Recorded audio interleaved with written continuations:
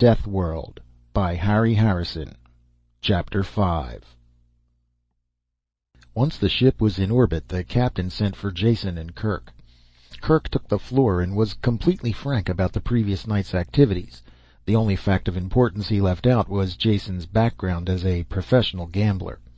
He drew a beautiful picture of two lucky strangers whom the evil forces of Cassilia wanted to deprive of their gambling profits. All of this fitted perfectly the captain's preconceptions of Cassilia. In the end, he congratulated his officer on the correctness of his actions and began the preparation of a long report to his government. He gave the two men his best wishes as well as the liberty of the ship. It was a short trip. Jason barely had time to catch up on his sleep before they grounded on Darkhan. Being without luggage, they were the first ones through customs. They left the shed just in time to see another ship landing in a distant pit. Kirk stopped to watch it, and Jason followed his gaze. It was a gray, scarred ship, with the stubby lines of a freighter, but sporting as many guns as a cruiser. "Yours, of course," Jason said. Kirk nodded and started towards the ship. One of the locks opened as they came up, but no one appeared. Instead, a remote-release folding ladder rattled down to the ground. Kirk swarmed up it, and Jason followed glumly. Somehow he felt this was overdoing the no-frills-and-nonsense attitude. Jason was catching on to Pyrran ways, though. The reception aboard ship for the ambassador was just what he expected. Nothing. Kirk closed the lock himself, and they found couches as the takeoff horn sounded. The main jets roared, and acceleration smashed down on Jason. It didn't stop. Instead, it grew stronger, squeezing the air out of his lungs and the sight from his eyes. He screamed, but couldn't hear his own voice through the roaring in his ears. Mercifully, he blacked out. When consciousness returned, the ship was at 0G. Jason kept his eyes closed and let the pain seep out of his body. Kirk spoke suddenly. He was standing next to the couch. "My fault, Meta. I should have told you we had a 1G passenger aboard. You might have eased up a bit on your usual bone-breaking takeoff." "It doesn't seem to have harmed him much, but what's he doing here?" Jason felt mild surprise that the second voice was a girl's, but he wasn't interested enough to go through the trouble of opening his sore eyes. "Going to Pyrrhus. I tried to talk him out of it, of course, but I couldn't change his mind. It's a shame, too. I would like to have done more for him. He's the one who got the money for us." "Oh, that's awful," the girl said. Jason wondered why it was awful. It didn't make sense to his groggy mind. "It would have been much better if he stayed on Darkhan," the girl continued. "He's very nice looking. I think it's a shame he has to die." That was too much for Jason. He pried one eye open, then the other. The voice belonged to a girl, about 21, who was standing next to the bed, gazing down at Jason. She was beautiful. Jason's eyes opened wider as he realized she was very beautiful, with the kind of beauty never found in the civilized galaxy. The women he had known all ran to pale skin, hollow shoulders, gray faces covered with tints and dyes. They were the product of centuries of breeding weaknesses back into the race as the advance of medicine kept alive more and more non-survival types. This girl was the direct opposite in every way. She was the product of survival on Pyrrhus. The heavy gravity that produced bulging muscles in men brought out firm strength in strap-like female muscles. She had the figure of a goddess, tanned skin and perfectly formed face. Her hair, which was cut short, circled her head like a golden crown. The only unfeminine thing about her was the gun she wore in a bulky forearm holster. When she saw Jason's eyes open, she smiled at him. Her teeth were as even and as white as he had expected. "I'm Meta, pilot of this ship. And you must be?" "Jason Denault. That was a lousy takeoff, Meta." "I'm really very sorry," she laughed, "but being born on a 2G planet does make one a little immune to acceleration. I save fuel, too, with the synergy curve." Kirk gave a noncommittal grunt. "Come along, Meta. We'll take a look at the cargo. Some of the new stuff will plug the gaps in the perimeter."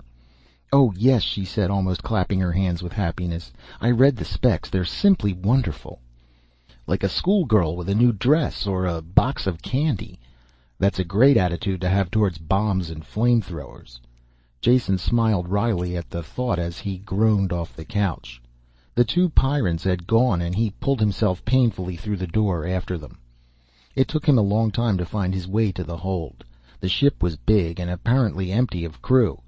Jason finally found a man sleeping in one of the brightly lit cabins. He recognized him as the driver who had turned the car over to them on Cassilia.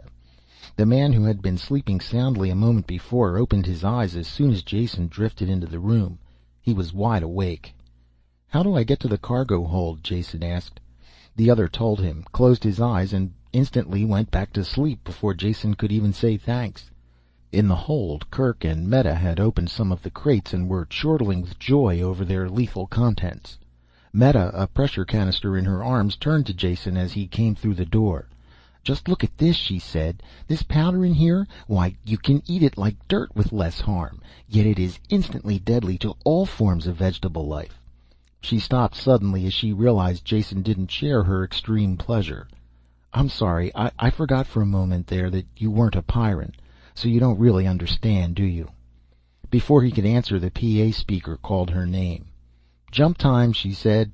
"Come with me to the bridge while I do the equations. We can talk there. I know so little about any place except Pyrrus that I have a million questions to ask." Jason followed her to the bridge, where she relieved the duty officer and began taking readings for the jump setting. She looked out of place among the machines, a sturdy but supple figure in a simple one-piece ship suit. Yet there was no denying the efficiency with which she went about her job.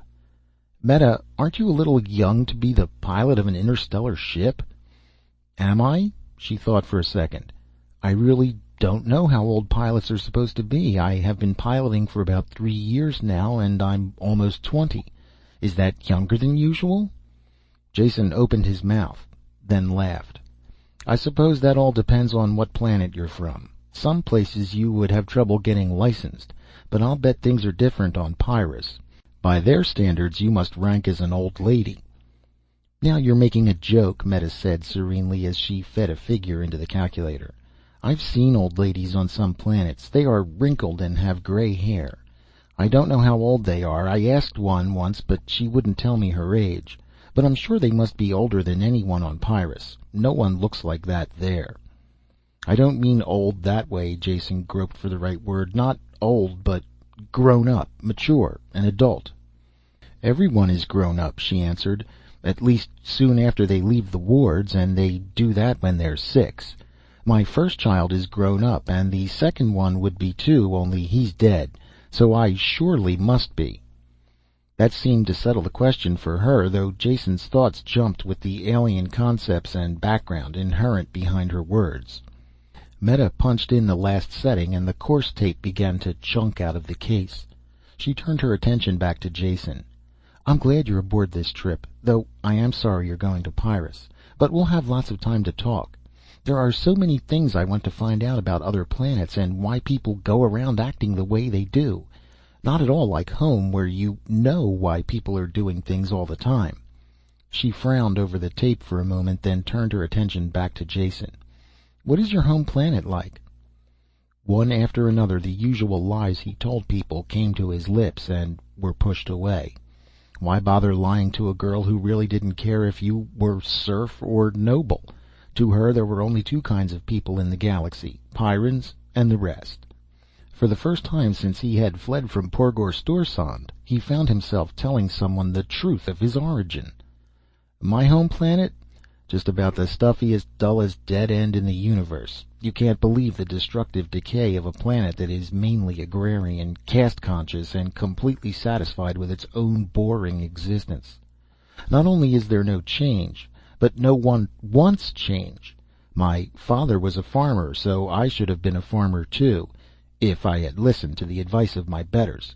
It was unthinkable as well as forbidden for me to do anything else, and everything I wanted to do was against the law. I was 15 before I learned to read, out of a book stolen from a noble school. After that there was no turning back. By the time I stowed aboard an off-world freighter at 19, I must have broken every law on the planet, happily. Leaving home for me was just like getting out of prison." Meta shook her head at the thought. "I just can't imagine a place like that, but I'm sure I wouldn't like it there. I'm sure you wouldn't, Jason laughed. So once I was in space with no law-abiding talents or skills, I just wandered into one thing and another. In this age of technology, I was completely out of pace. Oh, I suppose I could have done well in some army, but I'm not so good at taking orders. Whenever I gamble, I do well, so little by little I just drifted into it. People are the same everywhere, so I managed to make out well wherever I end up. I know what you mean about people being alike, but they are so different, she said. I'm not being clear at all, am I? What I mean is that at home I know what people will do and why they do it at the same time. People on all the other planets do act alike, as you said, yet I have very much trouble understanding why. For instance, I like to try the local food when we set down on a planet, and if there is time, I always do. There are bars and restaurants near every spaceport, so I go there. And I always have trouble with the men. They want to buy me drinks, hold my hand. Well, a single girl in those port joints has to expect a certain amount of interest from the men. Oh, I know that, she said. What I don't understand is why they don't listen when I tell them I am not interested and to go away. They just laugh and pull up a chair, usually. But I have found that one thing works wherever I am. I tell them if they don't stop bothering me, I'll break their arm. Does that stop them? Jason asked. No, of course not, but after I break their arm, they go away, and the others don't bother me either. It's a lot of fuss to go through, and the food is usually awful. Jason didn't laugh, particularly when he realized that this girl could break the arm of any spaceport thug in the galaxy.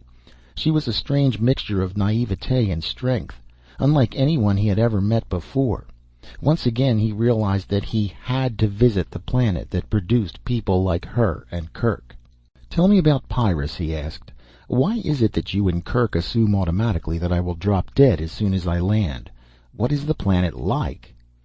All the warmth was gone from her face now. I can't tell you. You will have to see for yourself. I know that much after visiting some of the other worlds. Pyrrhus is like nothing you galaxy people have ever experienced. You won't really believe it until it's too late. Will you promise me something? No, he answered, at least not until I hear what it is and decide. Don't leave the ship when we land. You should be safe enough aboard, and I'll be flying a cargo out within a few weeks. I'll promise nothing of the sort. I'll leave when I want to leave. Jason knew there was logic in her words, but his back was up at her automatic superiority. Meta finished the jump settings without another word. There was a tension in the room that prevented them both from talking. It was the next ship day before he saw her again. Then it was completely by accident. She was in the astrogation dome when he entered, looking up at the sparkling immensity of the jump sky. For the first time he saw her off duty wearing something other than a ship suit. This was a loose, soft robe that accentuated her beauty. She smiled at him. The stars are so wonderful, she said. Come look. Jason came close to her and with an unthinking, almost automatic movement put his arm around her. Neither did she resent it, for she covered his hand with hers. Then they kissed, and it was just the way he knew it would be. End of Chapter 5 of Deathworld by Harry Harrison.